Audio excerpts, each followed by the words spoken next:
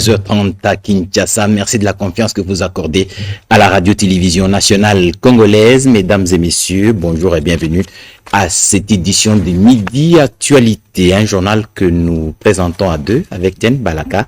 Bonjour Diane. Bonjour Eddy. Le général-major Gabi Kasongo Mulumba vient de poser ses valises à Bunia. Entre défis sécuritaires et lutte contre l'épidémie de la maladie à virus Ebola, l'arrivée du gouverneur militaire suscite espoir et mobilisation, nous dit Sélémani Junior. 18h pile, air local.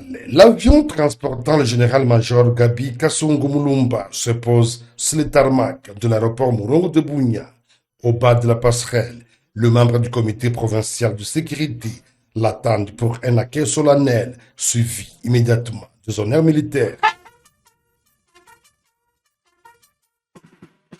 Accompagné de Max Nissan Amadi, chargé de mission du chef de l'État pour la médiation et la résolution des conflits en Ituri, le nouveau gouverneur militaire sait que les attentes sont immenses. Face à la presse, il a tenu à rappeler le sens de sa mission. Le nouveau chef de l'exécutif provincial a réitéré les mêmes messages de mobilisation pour vaincre l'épidémie à virus Ebola qui continue de sévir dans la région. Pour relever ces défis, l'autorité provinciale pourra compter sur le soutien de la société civile. Je viens travailler avec la population main dans la main pour qu'on puisse ensemble créer les conditions favorables au retour rapide et durable de la paix. Par rapport à Ebola, je suis en train de demander à tous et à chacun, aux journalistes comme vous, que l'on puisse ensemble être les bons communicateurs pour dire à la population que la maladie existe.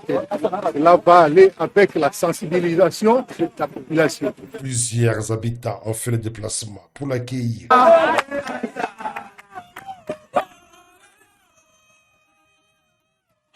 Les stars des membres de la fondation Saïd Chichombo pour le développement venaient exprimer leur engagement à accompagner cette nouvelle gouvernance. Nous avons un message de joie, un message de paix, un message d'accompagnement au nouveau gouverneur qui arrive. Vous voyez, Saïd Chichombo qui accompagne la République, qui accompagne les actions du président de la République en province de l'Ituri. Signalons que la cérémonie officielle d'entrée en fonction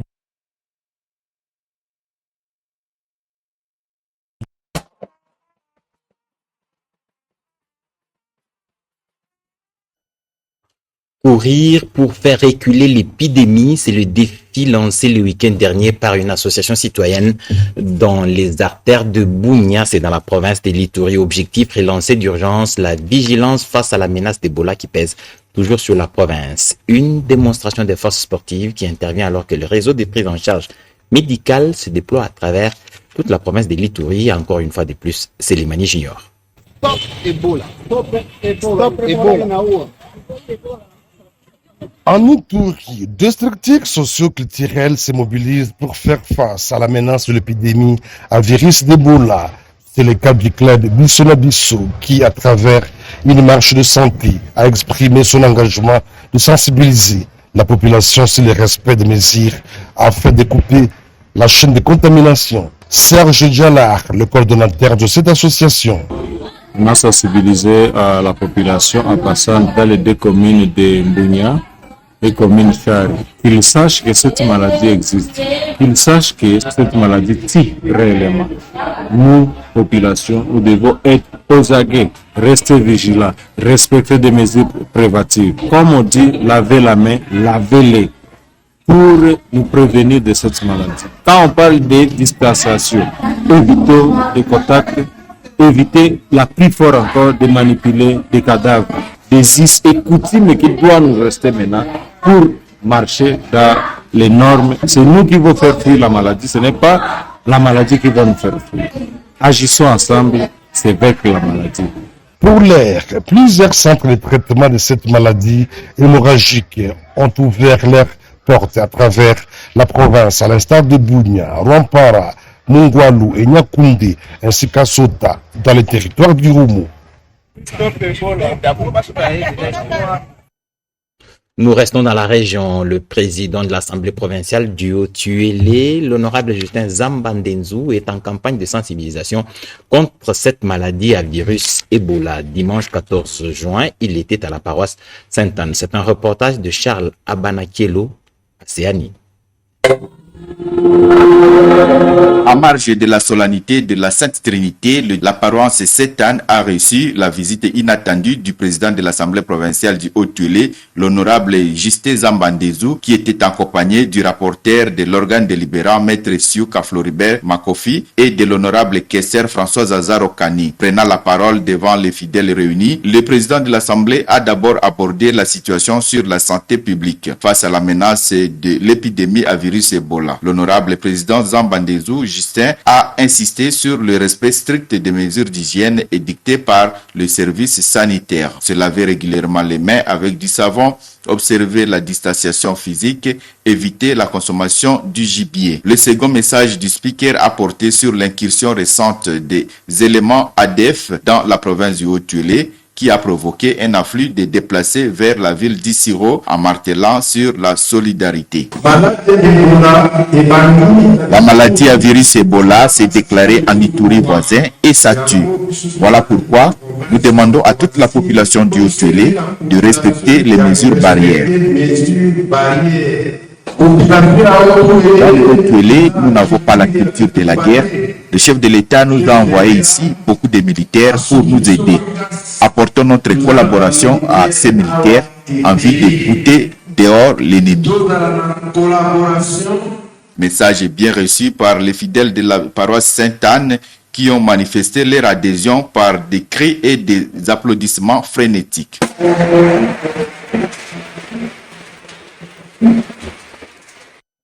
Nous restons à Issiro où près de 30 000 déplacés internes venus notamment de Ouacha et d'autres territoires touchés par l'insécurité causée par les ADF ont bénéficié d'une assistance en vivre et non-vivre. F. Bazaïba, ministre d'État en charge des affaires sociales, a acheminé ce don gouvernemental dans les 2 sites qui accueillent les populations en détresse. C'est un reportage de Rigen Chindano et Junior Luyeye.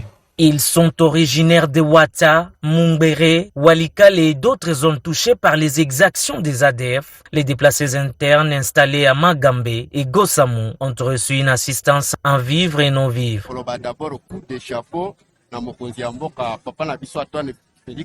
Nous disons merci au chef de l'État pour les renforts des militaires à Mumbere.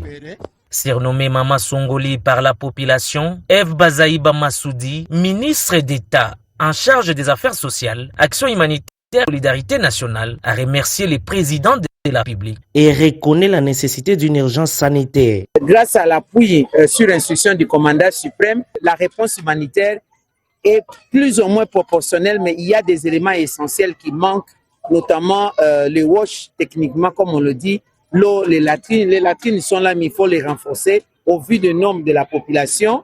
Il y a trop de promiscuité aussi, surtout que nous sommes une province frontière à Ituri. Alors, nous devons faire rapidement pour que les conditions sanitaires soient vraiment, ne plus que le minimum soit préservé. Jean Bakomito Gambou, gouverneur du Haut-Tuélé, a salué la promptitude de la réponse du gouvernement central. Par ces gestes de solidarité, le gouvernement entend soulager les populations affectées par l'insécurité dans différentes régions de la RDC. D'après les informations à notre possession, la psychose créée par l'ennemi occasionne le déplacement massif des populations, notamment au village Gao qui se trouve à l'opposé de Mumbere. Actuellement, le nombre est estimé à près de 30 000 déplacés internes répartis dans les sites et le long de la route qui mène vers Walikale. Depuis Gossamou, Rigan Chindano et Junior Luyeye pour la RTNC.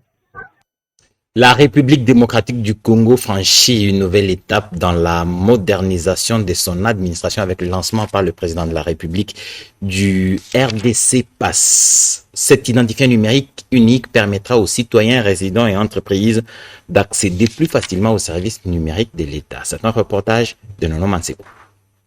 C'est un geste historique à la portée nationale. Le lancement du RDC Pass par le président de la République, Félix Tshisekedi, matérialise concrètement sa vision d'une RDC Nation digitale 2030. Mais pour passer du rêve à la réalité, il a fallu un chef d'orchestre. Cet homme, c'est Augustin Kibasa Maliba, Avec son équipe, il a travaillé jour et nuit, bravant les défis techniques pour doter la République démocratique du Congo de cette clé, un outil gratuit, sécurisé et accessible à tous. Lors de la cérémonie de lancement de cet identifiant numérique, le ministre de l'économie numérique a prononcé un discours empreint de fierté, mais surtout empreint de responsabilité. Excellence, Monsieur le Président, vous l'avez formulé sans ambiguïté, je cite, « Faire de la République démocratique du Congo une nation digitale prospère et un hub technologique au cœur de l'Afrique à l'horizon 2030. » Sous votre impulsion, le numérique a cessé d'être une promesse abstraite pour devenir une priorité nationale, un levier d'intégration et de souveraineté, de bonne gouvernance, de croissance économique, de progrès social et d'inclusion. Les efforts consentis sous votre conduite sont considérables. Un cadre juridique modernisé, avec l'ordonnance-loi portant Code du numérique, des institutions du numérique, l'autorité nationale de certification électronique, l'Agence nationale de cybersécurité, le guichet numérique de la RDC en cours d'implémentation, des infrastructures déployées, une diplomatie numérique active qui porte la voix de notre pays sur la scène continentale et internationale. Le numérique vient ainsi mettre fin au calvaire de files d'attente interminables. Plus besoin de multiplier les démarches physiques contraignantes. Entreprises, résidents et citoyens disposent désormais d'un levier moderne pour interagir avec l'État en toute confiance. C'est le service public qui vient vers l'usager et non l'inverse. Un pari gagné haut la main par le gouvernement congolais sous le leadership du ministre Kiba Samaliba. Preuve est faite que la RDC ne subit plus la transition numérique. Désormais, elle la dirige. Des chaînes de télévision qui opèrent à marge de la loi seront fermées. Un communiqué de la tutelle est disponible à ces sujets. C'est avec Diane Balaka. Les chaînes de télévision seront déconnectées de la télévision numérique terrestre TNT. Elles sont appelées à se mettre en ordre avec les finances auprès de la commission de contrôle de comité au ministère de la Communication et Médias. Il s'agit des chaînes ci-après.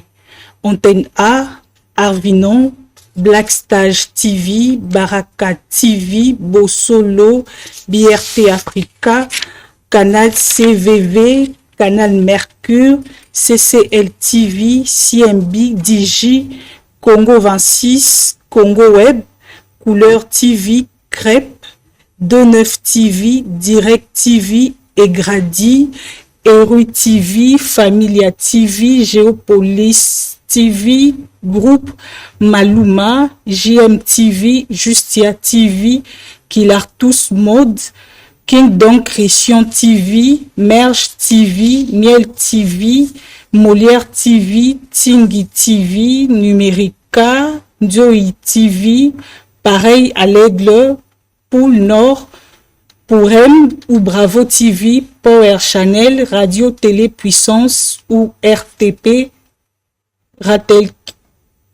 Ratelki TV, Royal TV, RTACK, RTAE, RTAS, RTEC, RTGA, RTK, RTL, RT Max, RTous, Sans Limite, Show TV, Tabernacle TV, Télé 50, Télé 7, Tokomiwapi, Tosungana, Vert Pâturage, Vision TV, Vuvamu et Yokason TV. Notez bien, les canaux devenus disponibles seront immédiatement attribués aux éditeurs en règle.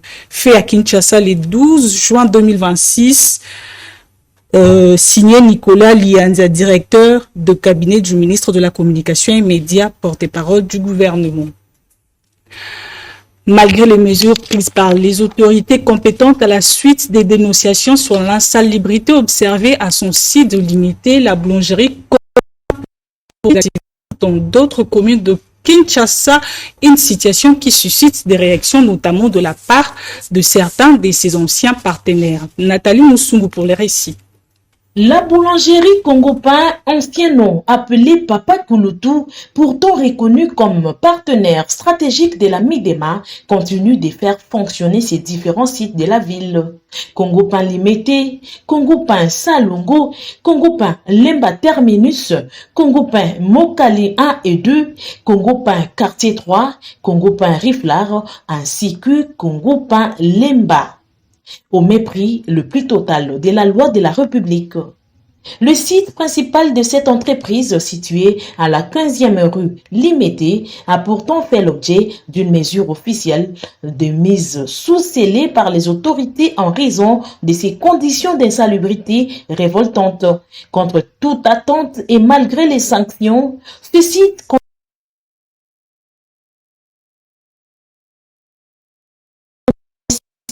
la marque à travers Kinshasa reste ouverte et opérationnelle. Alors, même que les photos et les témoignages des riverains décrivent les conditions sanitaires bien pires que celles constatées à Limité. La population exige une intervention immédiate et rigoureuse des services du ministère de la Santé publique et du gouvernorat de la ville-province Kinshasa pour faire respecter la loi. Fermer définitivement tous les sites insalubres et garantir la sécurité alimentaire à Kinshasa.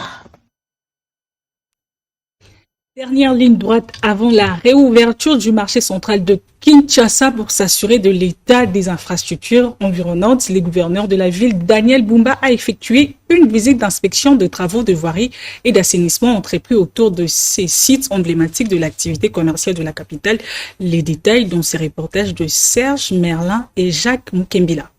Les interventions en cours portent notamment sur la modernisation des voies d'accès, l'équirage des caniveaux et collecteurs, l'évacuation des déchets ainsi que la démolition des constructions anarchiques érigées sur les emprises publiques. Après avoir parcouru l'ensemble du périmètre avenue par avenue, le gouverneur de la ville de Kinshasa, Daniel Bumba Lubaki, s'est dit satisfait de l'avancée des travaux. Sur le terrain pour observer l'effectivité des orientations reçues par le chef de l'État. Le gouvernement provincial de la ville de Kinshasa s'est activé pour justement arranger les abords du marché central dans la perspective de l'ouverture de ce marché. Les chefs de l'exécutif provincial de Kinshasa a salué par la suite la qualité des ouvrages réalisés ainsi que l'engagement et le professionnalisme des équipes techniques mobilisées sur ces chantiers d'envergure. Nous lançons un hommage appuyé et mérité au chef de l'État pour l'accompagnement avec l'armée, la 14e région militaire qui a été justement aux côtés des services de la ville. Les premiers citoyens de la ville de Kinshasa a également rassuré les commerçants concernés par les opérations de déguerpissement, affirmant que des espaces appropriés seront aménagés pour leur permettre de poursuivre leurs activités dans de meilleures conditions.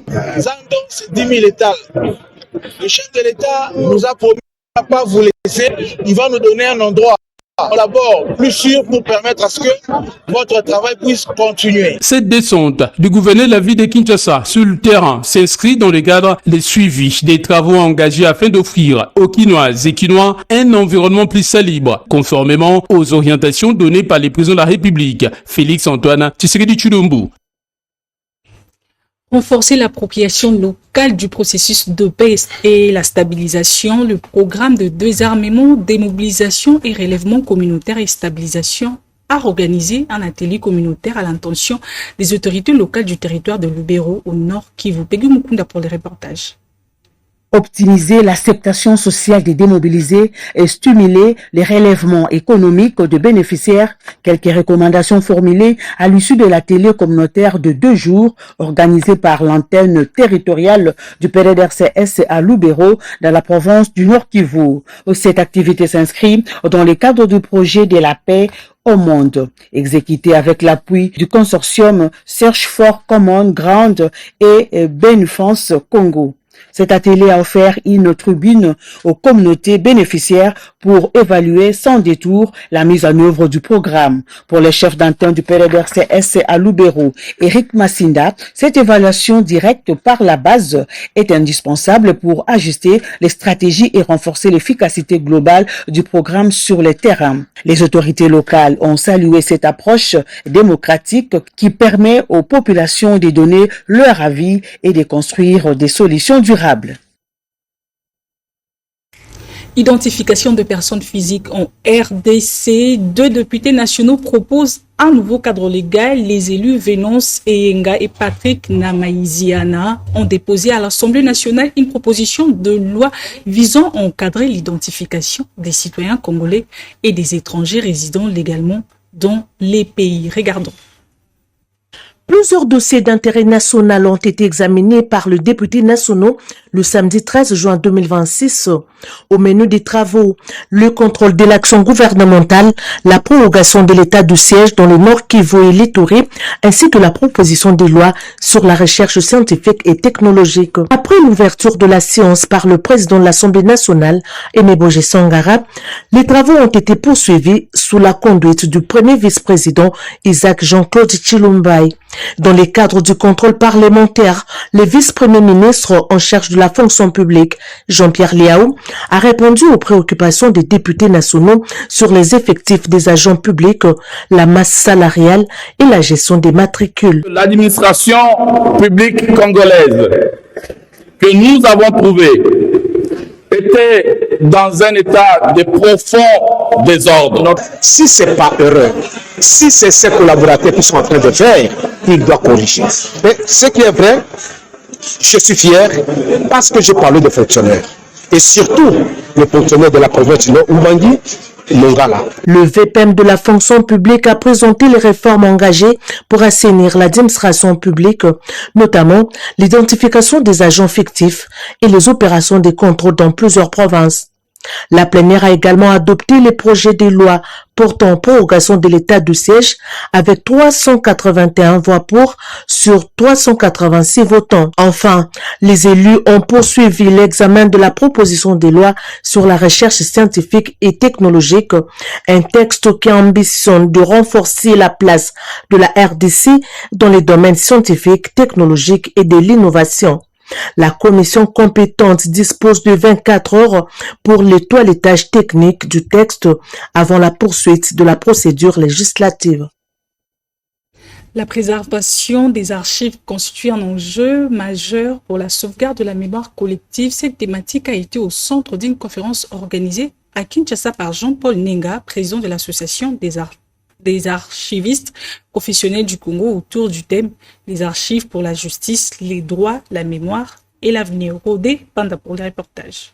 Les archives sont d'une grande importance dans la vie d'une nation, non seulement pour la conservation des documents, mais aussi pour la consolidation de la mémoire. Ceci ressort de la conférence organisée le jeudi à Kinshasa sur les archives pour la justice, droit, mémoire et avenir. Pour les chefs de travaux, Jean-Paul Nenga, président de l'association des archivistes professionnels du Congo, toute la vie de l'homme est faite des archives de la naissance à la mort. Il y a toujours un document qui l'accompagne. Cette activité a été une occasion pour les archivistes de la RDC de plaider pour la valorisation du métier d'archiviste au sein des institutions publiques et privées dans les pays. Nous n'avons pas d'infrastructures. Si vous allez au bâtiment qui abrite les archives nationales du Congo, le bâtiment ne reflète pas le défi que nous avons. Si toutes les institutions doivent procéder au versement de leurs archives, on se demande où est-ce que ces archives seront conservées. Au Congo, nous avons un problème de la loi. La loi pose énormément de problèmes aux archivistes, délai de conservation de documents, transformation numérique,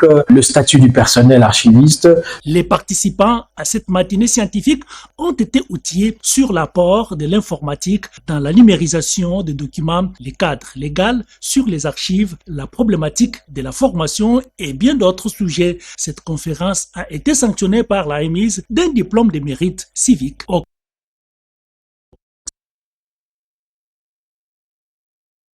des archives du Congo. À l'issue du colloque animé par la ministre de l'Enseignement supérieur et universitaire ainsi que la recherche scientifique et innovation technologique, la révérende sœur directrice générale de l'ISAM Kinshasa a salué l'initiative. Elle plaide pour une large sensibilisation autour de cette thèse afin d'en favoriser l'appropriation par le plus grand nombre. Elle est au micro de Béatrice Chako. Faut-il changer la Constitution? Le débat enflamme l'opinion et divise les analyses. Entre interrogation et prise de position, plusieurs voix plaident pour une vaste campagne de sensibilisation afin d'expliquer les motivations et les enjeux d'une éventuelle réforme. Ce colloque a été l'occasion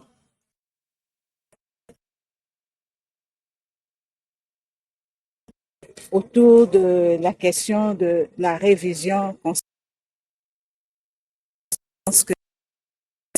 indispensable et à la fin très satisfaite parce que les réflexions qui ont tourné autour de cette question ont montré que cette constitution que nous avons aujourd'hui est en quelque sorte dépassée. 20 ans plus tard, il est temps maintenant de pouvoir la réviser pour remettre le pays en marche. Je félicite son Excellence, Madame la Ministre Marie-Thérèse Beau pour cette initiative combien louable qui nous a donné l'occasion de nous exprimer. À l'issue d'un colloque consacré à cette question, la directrice générale de l'ISAM Kinshasa estime que la pédagogie s'impose pour éclairer la population à travers des arguments concrets et des exemples précis. Pour elle, seule une meilleure compréhension du projet permettra aux Congolais de se forger une opinion éclairée sur cette réforme institutionnelle.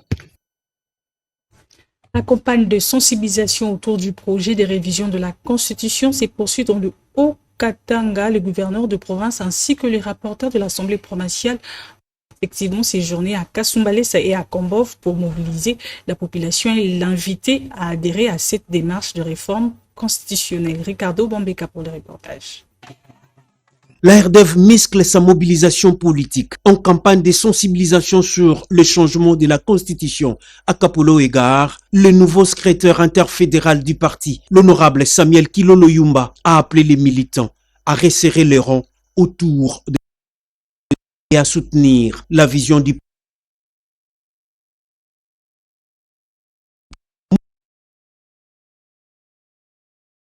Constitution aux réalités actuelles, avant une marche de soutien au chef de l'État Félix-Antoine Tshisekedi Tshilombo et au président national de la RDEV, ainsi qu'au processus du changement de la Constitution. La Constitution est la Bible. La population de Kapoloé, est-ce que la Constitution est une Bible pour qu'on ne la change pas? Voilà pourquoi nous sommes ici pour vous demander de soutenir le chef de l'État. Le changement de la Constitution, c'est pour le bien de toute la population congolaise. Raison pour laquelle nous, dans notre parti, nous disons oui au changement de la Constitution.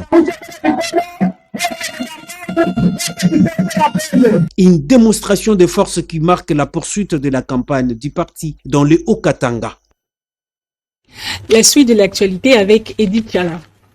Merci Diane, nous allons parler sport à présent. Après le match nul encourageant des Lions de l'Atlas du Maroc contre la Seleção du Brésil, l'Afrique enregistre sa première victoire en cette 23e Coupe du Monde FIFA 2026. La Côte d'Ivoire a battu l'Équateur 1-0. L'unique but des éléphants de la Côte d'Ivoire était l'œuvre d'Amada Diallo. Cette victoire relance le groupe et place ce représentant africain en bonne situation pour le prochain tour. Dans le groupe, la Côte d'Ivoire se place deuxième derrière la Mannschaft allemande qui a atomisé le Curaçao sur un score de 7-1.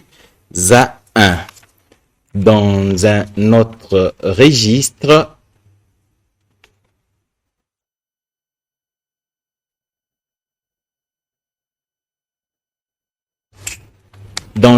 registre, mais toujours en sport, démarré depuis le vendredi 12 juin 2026, la 28e édition de l'Open international de golf de Kinshasa s'est clôturée hier dimanche 14 juin 2026 au Golf Club de Kinshasa dans la commune de la Gombe. Dieu merci, Ngoma et Christian Gankole reviennent sur les quelques temps forts de cette compétition.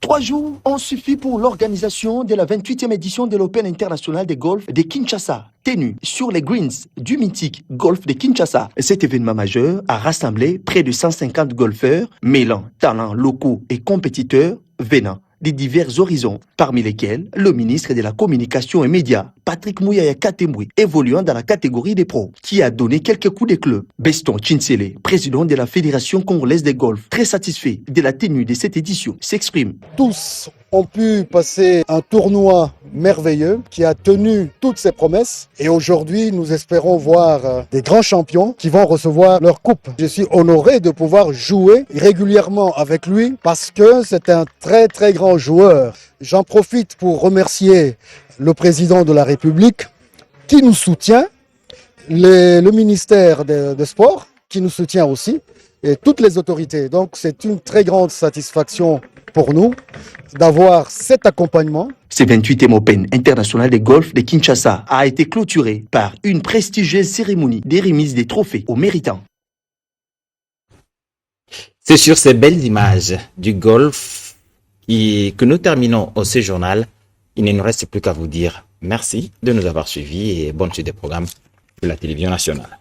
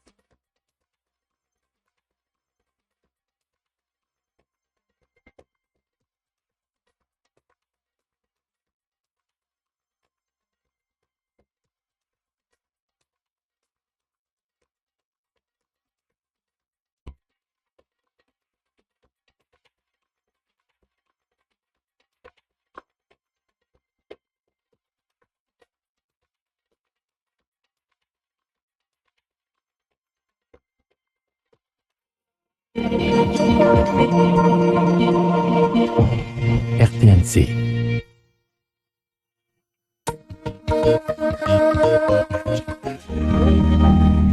Publicité.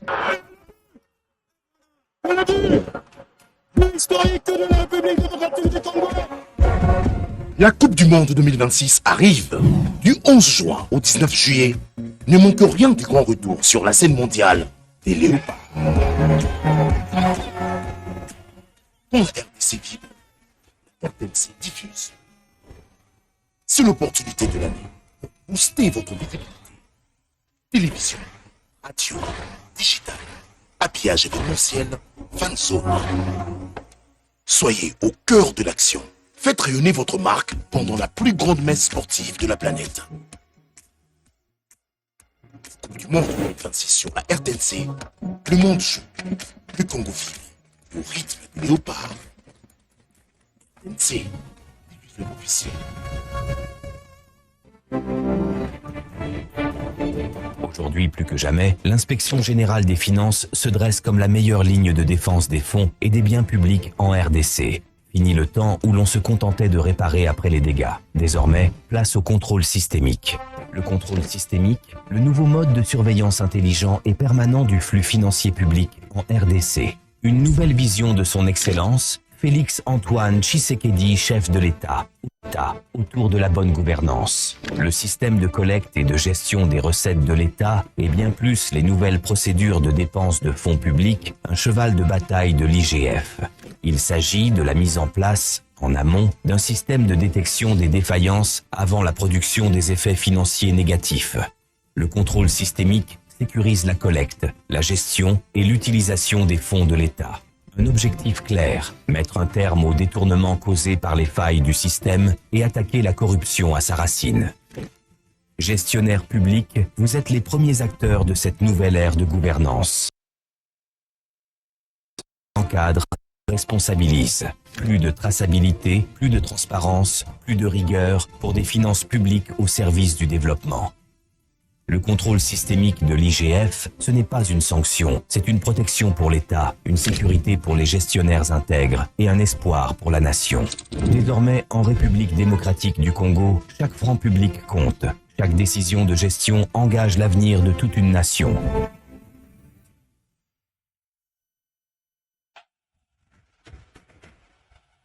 Écoutez bien.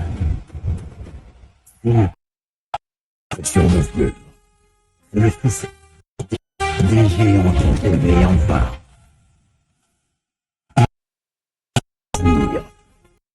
Que le rugissement s'était éteint. Prendre du temps. Mais le son du léopard ne sèche jamais. Aujourd'hui, le silence est rompu. C'est l'heure de constituer la meute.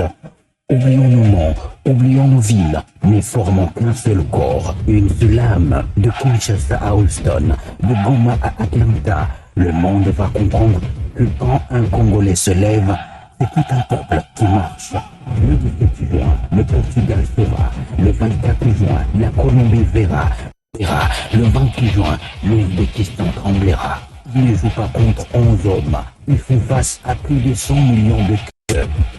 RDC, Coupe du Monde 2026. La meute est prête.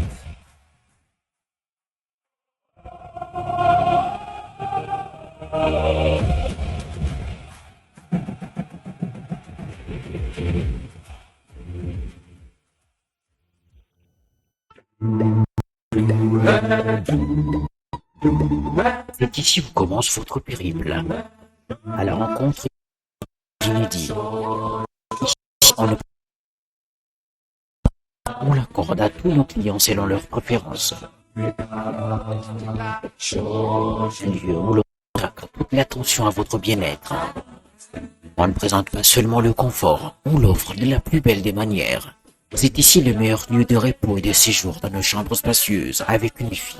Les dernières trouvailles culinaires sont magnifiées par des professionnels en la matière. Et veillez sur votre forme dans une salle de sport, le meilleur cadre pour vos réunions. Et tout cet espace pour vos fêtes dans un décor qui rappelle notre identité. Dans notre nouveau bâtiment, découvrez une des meilleures grillades et passez des moments exceptionnels de retrouvailles et des rencontres dans nos différents bars. Chez nous, c'est toutes nos équipes qui sont mobilisées pour satisfaire le moindre désir. Africana Palace, vous irez.